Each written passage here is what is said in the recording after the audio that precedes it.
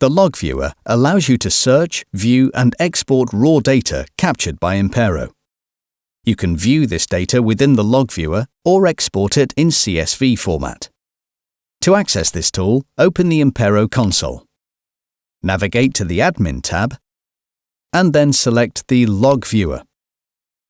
Click on the Search option in the top right corner. This will bring up a window allowing you to define your search criteria.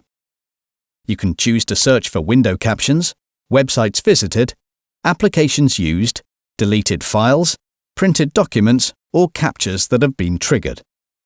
If you want to search for a specific entry, type it into the search box with an asterisk before and after. You can apply filters to focus your search on specific groups, users, or machines. You can also select a time period to search between.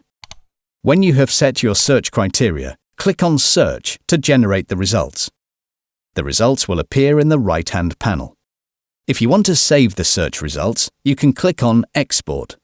This will allow you to save the information in CSV format in your chosen location.